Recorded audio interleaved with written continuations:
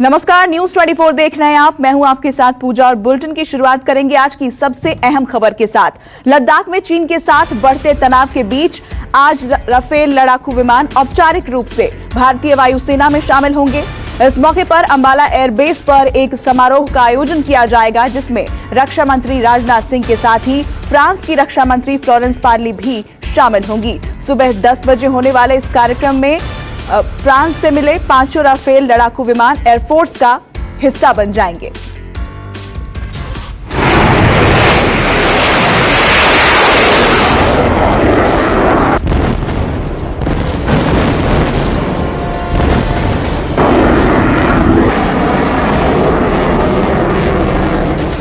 Rafale है तैयार, चीन पर करेगा वार।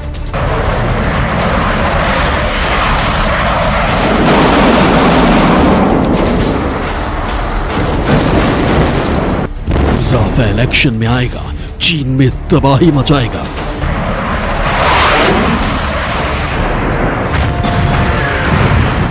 आरंभ है प्रचंड, ड्रैगन को मिलेगा दंड। जी हां, इस खबर को गौर से देख लीजिए, क्योंकि ये खबर आपका हौसला बढ़ाने वाली है और ड्रैगन को बहुत डराने वाली है। चीन दहशत में कैसे आएगा, ये आपको आगे बताएंगे। पहले खबर जान लीजिए। खबर यह है कि दुश्मन के खेमे में तबाही बरसाने वाला, उसकी कब्र खोदने वाला राफेल वायुसेना में शामिल होने जा रहा है। अंबाला एयरबेस पर इंडक्शन सेरेमनी होगी, जिसमें शामिल होने फ्रांस के रक्षा मंत्री फ्लोरेंस पार्ली भी आ रही हैं। रक्षा मंत्री Rajnath Singh, CDS general Bipin Rawat, air force chief RKS Bhadauria भी इस खास और ऐतिहासिक मौके पर मौजूद रहेंगे। 10 सितंबर को एयरफोर्स में इंट्रोड्यूस किया जाएगा और इनकी फ्लाइट पहले भी हो चुकी है, ट्रायल फ्लाइट बॉर्डर एरियाज में, और प्रधानमंत्री शायद इसको इनॉग्रेट करने के लिए जाएंगे। जुलाई में फ्रांस से 5 राफेल फाइटर भारत आए थे। तब से ये उड़ान और हमले की लगातार प्रैक्टिस कर रहे थे। अभ्यास पूरा हो चुका है, इसलिए राफेल अब इंडियन एयरफोर्स के बेड़े में शामिल होने जा रहे हैं। इस वक्त मैं खड़ा हूं अंबाला कैंट के एयरफोर्स स्टेशन के ठीक बाहर। गुरुवार को देश ही नहीं, पूरी दुनिया हमारी ताकत को देखेगी, क्योंकि राफेल विमान को इंडियन एयरफोर्स में शामिल किया जाएगा। आपको हम बता दें कि इस समारोह में देश के रक्षा मंत्री के अलावा फ्रांसीसी रक्षा मंत्री भी शामिल होने जा रहे हैं। साथ ही साथ सेना के शीर्ष अधिकारी भी इस समारोह में शामिल होंगे। फ्रांस से भारत को कुल 36 राफेल मिलने वाले, 5 राफेल हिंदुस्तान पहुंच चुके हैं। यही वायुसेना में शामिल होने जा रही हैं। अगले 2 साल में बाकी 31 राफेल भी भारत को मिल जाएंगे। आने वाले अक्टूबर में ही 5 राफेल देश को मिल जाएंगे। इसके बाद भारतीय वायुसेना की ताकत में कई गुना का इजाफा हो जाएगा और चीन बौखला उठेगा।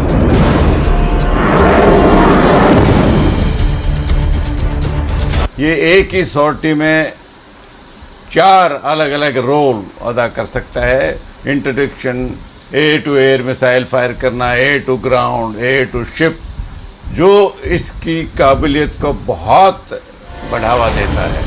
राफेल से चीन इसलिए बहुत डरा हुआ है, क्योंकि उसके पास राफेल जैसा लड़ाकू योद्धा नहीं है। राफेल लद्दाख जैसे पहाड़ी इलाकों में मार करने में बेहद कारगर फाइटर जेट है। दुश्मन को भेदने की ताकत और स्पीड जितनी राफेल के पास है, उतनी ड्रैगन की किसी भी लड़ाकू विमान के पास नहीं।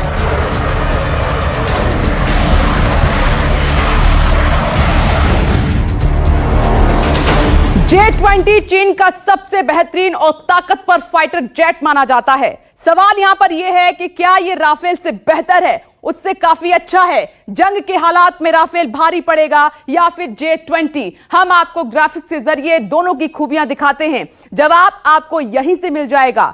राफेल और J-20 दोनों ही ट्विन इंजन यानी कि डबल इंजन वाले फाइटर जेट हैं।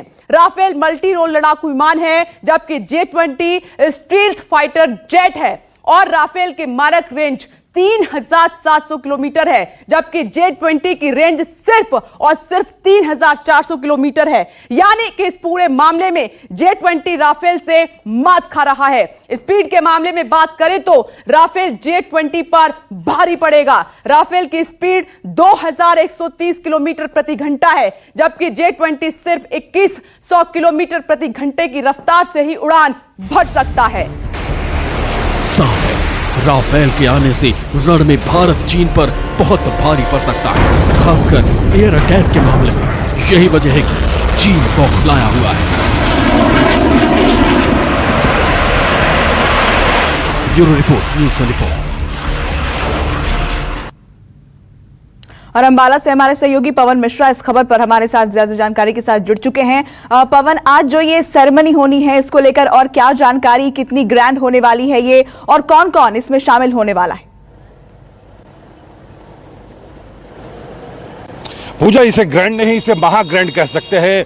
चाइना में जिस तरह से पिछले दिनों हालात खराब हो रहे थे, लगातार चाइना की तरफ से युद्ध की धमकी दिया जा रहा था, और आज 10:30 पर पूरी दुनिया हमारी ताकत को देखेगी। इस ताकत को जानेगी कि 1962 का इंडिया नहीं है, हमारा देश आत्मनिर्भर हो चुका है और हर टक्कर का जवाब दे सकता है। यानी कि ये बताने की कोशिश 10:30 बजे के बाद कि चाइना का माल ज्यादा दिनों तक नहीं टिकता है और हम शक्तिशाली हैं और शक्तिशाली रहेंगे। आपको हम बता दें कि 18 सालों के बाद फाइटर जेट जो है राफेल शामिल किया जा रहा है इंडियन एयरफोर्स में। इससे 40 फाइटर जेट की जो है जरूरत पड़ती थी, जो कि सिर्फ जो है 30 था। यानी F-21 की बात करें, F-27 की बात करें तो वो ज्यादा कारगर साबित नहीं हुए थे, लेकिन जब राफेल इसमें शामिल किया जा रहा है तो इससे आप देखिए कि पाकिस्तान को भी एक आपको चुनौती देने की कोशिश, चाइना को भी चुनौती देने की कोशिश कि हमसे ना टकराना, हम तुम्हें चूर चूर कर देंगे। यानी हमारी ताकत जो है 7 in 1 है, जो राफेल विमान है 7 in 1 है। यानी जमीन से लेकर आसमान तक डबल इंजन डेकर, यानी एक सुखोई को दबोचने के लिए 2 F-30 की जरूरत पड़ती है, उस राफेल को पकड़ने के लिए, दबोचने के लिए 2 सुखोई की जरूरत पड़ेगी। यानी देखिए राफेल कितना ताकतवर है। हम तस्वीरें आपको दिखाते हैं, हालांकि इसके बैरिकेड के भीतर जो है कैमरा चलाने का अलाउड नहीं है, इसलिए हम बाहर खड़े हैं और आपको हम दिखा रहे कि ऐतिहासिक क्षण और ऐतिहासिक पल के लिए जो यहाँ आसपास के जितने भी लोग इलाके में रहते हैं, कैंटोनमेंट एरिया में, उस क्षण का इंतजार कर रहे हैं। और एक विशाल समारोह होगा, खुद कर्तव्य यहाँ पर हवा में दिखाया जाएगा और इस समारोह के साक्षी बनेंगे खुद देश के रक्षा मंत्री राजनाथ सिंह। और ये इससे पहले अगर आपको याद दिला दे, 17 साल पहले पूर्व रक्षा मंत्री जॉर्ज फर्नांडिस ने सुखोई पर बैठ के विमान पर बैठा था। अब जो आया है हमारे देश में राफेल, जो अब शामिल किया जा रहा है, तो पूर्वी लद्दाख में जिस तरह से हालात खराब हो रहे थे, हालात खराब करने की कोशिश की जा रही थी, उस हालात को ही निपटने के लिए ये चुनौती है। क्योंकि चाइना के पास जो विमान है, J-30 की बात कर रहे थे, और हमारे पास जो है 7 in 1 है, यानी 7 तरीके से चाइना को घेरने की तैयारी, या क्योंकि ब्रह्मोस को भी ये समेट सकता है, कई टन जो सामान इसे फ्लाइट में कर सकता है, तो हम कहीं से भी कमजोर नहीं हैं, ये बताने की कोशिश चाइना को है। पूजा जी बिल्कुल पवन, बहुत शुक्रिया आपका ये तस्वीरें हमें दिखाने के लिए और ये तमाम जानकारी हम तक पहुंचाने के लिए। और शंघाई सहयोग संगठन के लिए मॉस्को पहुंचे भारत के विदेश मंत्री एस जयशंकर की आज चीन के विदेश मंत्री वांग यी से मुलाकात होगी, जिसमें LAC पर तनाव खत्म करने को लेकर चर्चा होगी। कूटनीतिक स्तर पर होने वाली दोनों देशों के विदेश मंत्रियों की बैठक क्यों अहम है, इस रिपोर्ट के जरिए समझिए।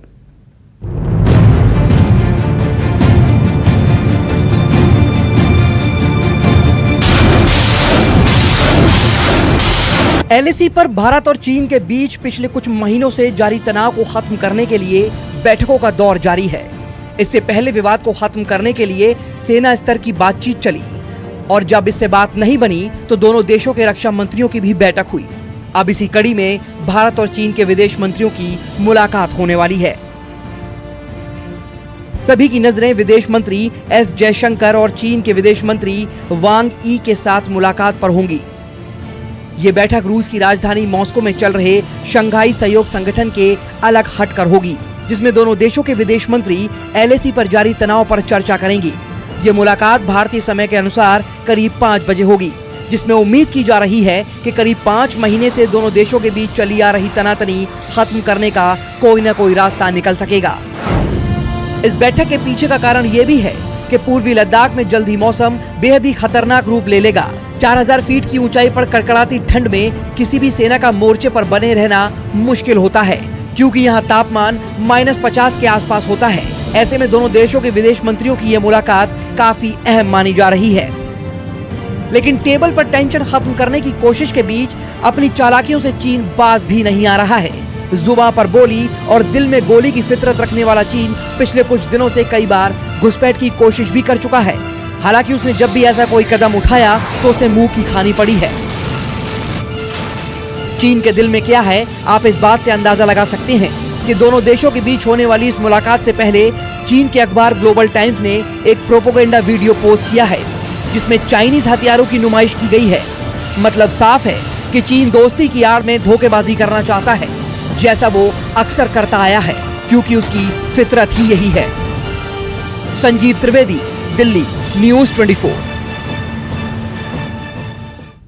और अब बढ़ते हैं अगली खबर की ओर। सुशांत के लिए इंसाफ की मांग को लेकर कंगना ने आवाज उठाई थी, लेकिन अब यह लड़ाई कंगना बनाम शिवसेना हो गई है। संजय राउत और कंगना रनौत में ट्विटर पर वॉर जारी है। इस बीच बीएमसी ने कंगना के दफ्तर पर बुलडोजर चला दिया और अब बीएमसी की नजर कंगना के घर पर है। लेकिन अब हाईकोर्ट ने बीएमसी से जवाब तलब किया है कि कार्रवाई करने में इतनी जल्दबाजी क्यों की। बीएमसी को इसका जवाब आज हाईकोर्ट में देना होगा। लेकिन दफ्तर तोड़े जाने से तिलमिलाई कंगना महाराष्ट्र सरकार को ललकारते हुए उन्होंने कहा कि मैं चाहे जिंदा रहूं या ना रहूं, लेकिन सबको बेपर्दा करके रहूंगी। हमारी ये रिपोर्ट आप देखिए।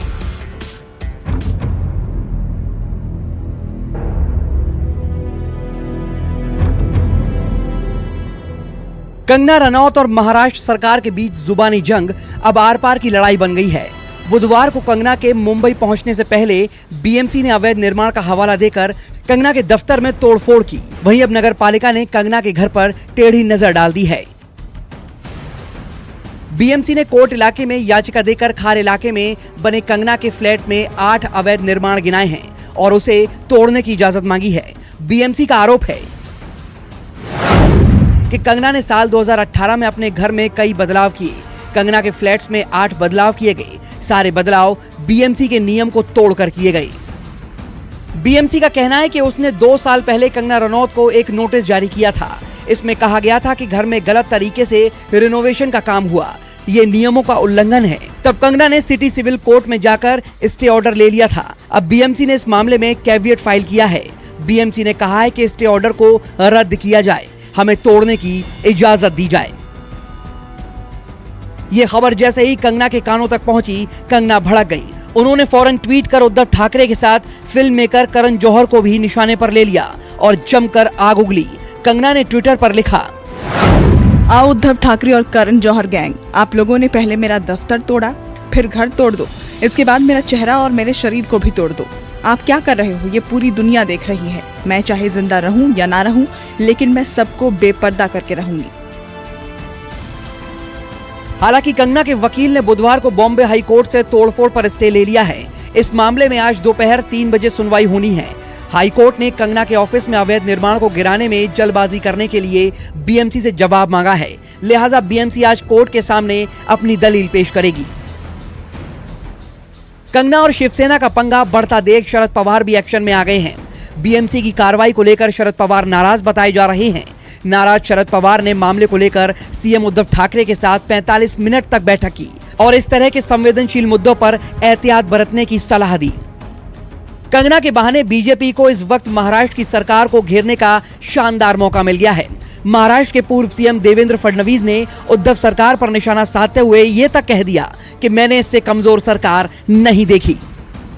सबके साथ ये कार्रवाई होती तो निश्चित रूप से उचित कार्रवाई होती। किसी ने आपके खिलाफ बात कही, इसलिए जब आप कार्रवाई करते हो तो ये कायरता है, बदले की भावना है। तो वहीं अभिनेता अध्ययन सुमन के पुराने बयानों को आधार बनाकर महाराष्ट्र सरकार ने कंगना के खिलाफ ड्रग केस की जांच को कहा है। एक बयान में अध्ययन ने कहा था कि कंगना खुद भी ड्रग्स लेती हैं और मुझे भी मजबूर किया गया था। हालांकि उन्होंने कहा कि हम दोनों की एक ही लड़ाई है, सुशांत सिंह राजपूत को इंसाफ दिलाना। Please don't drag my name. और मैं इतना कहना चाहता हूं कि कंगना रनौत के साथ मेरा कोई रिश्ता नहीं, और कोई रिश्ता नहीं होगा आगे भी, लेकिन हम दोनों की लड़ाई एक ही है, which is justice for Sushant Singh Rajput. तो प्लीज इधर उधर ना भटके, लेट्स फाइट फॉर सुशांत। देश के इतिहास में पहली बार बॉलीवुड हीरोइन ने किसी सरकार को सीधे ललकारा है। महाराष्ट्र की सरकार और शिवसेना नेताओं पर कंगना रोज करारे हमले कर रही हैं। पहले बॉलीवुड में भाई भतीजावाद का मुद्दा उठाकर एक बड़े तबके से लोहा लेने वाली कंगना ने ऐसी जंग छेड़ दी है जिसका अंजाम क्या होगा कुछ पता नहीं।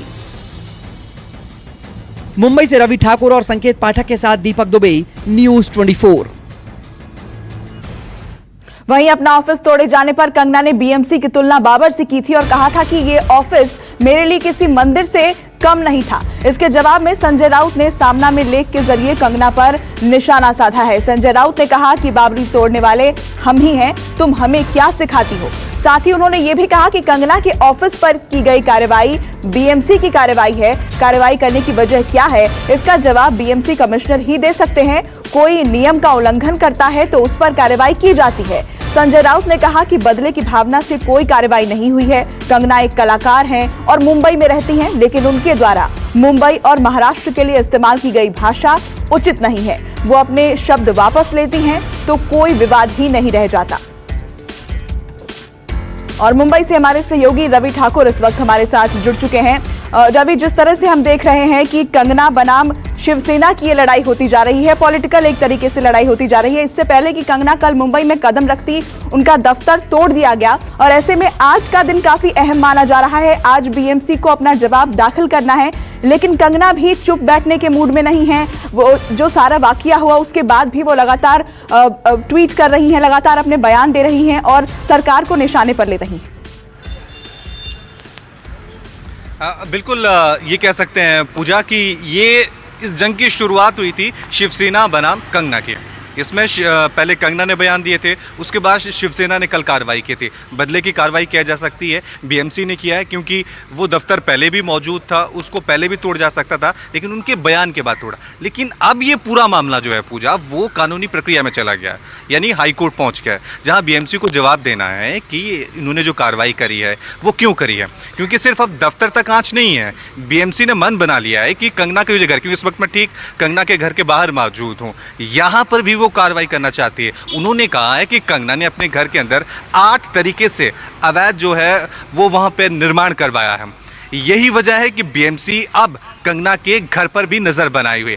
देखना यह है क्योंकि हाईकोर्ट में मामला चल रहा है, वहां से क्या जवाब आता है यह बहुत महत्वपूर्ण है, क्योंकि अब लड़ाई जो है सीधे हाईकोर्ट पहुंच गई है। कंगना के बयान कल बहुत तीखे आए थे, आज सुबह से अभी तक उन्होंने ट्विटर पे किसी तरह का बयान दिया। हाँ, सामना में संजय राउत ने साफ तौर से वहां पे कहा है कि बाबरी मस्जिद हमने गिराई है तो हमें वो क्या सिखाएंगे। तो आज भी ये वार पलटवार का दौर जारी रहेगा, लेकिन इसका नुकसान क्या कंगना को उठाना पड़ेगा, क्योंकि वहां उठाया गया 45 करोड़ का वो ऑफिस था और ये घर जो है इसकी कीमत भी बताई जा रही है 30 से 35 करोड़ की है। अगर यहां कार्रवाई होती है तो फिर कंगना के लिए ये बहुत बड़ा नुकसान होगा। बेशक बयान दे रही है, लेकिन नुकसान के तौर पे कंगना को फाइनेंशियली बहुत ज्यादा नुकसान हो रहा है। पूजा जी बिल्कुल रवि, इस खबर पर आप अपनी नजर बनाए रखिएगा। फिलहाल बहुत शुक्रिया आपका ये तमाम जानकारी हम तक पहुंचाने के लिए। नमस्कार, मैं हूं मानक गुप्ता। अगर आपको हमारा ये वीडियो पसंद आया हो तो इसे लाइक और शेयर जरूर करें, और हाँ, हमें सब्सक्राइब और फॉलो करना ना भूलें ताकि आप देश और दुनिया की कोई खबर मिस ना करें। तो जुड़े रहिए हमारे साथ और देखते रहिए न्यूज़ 24।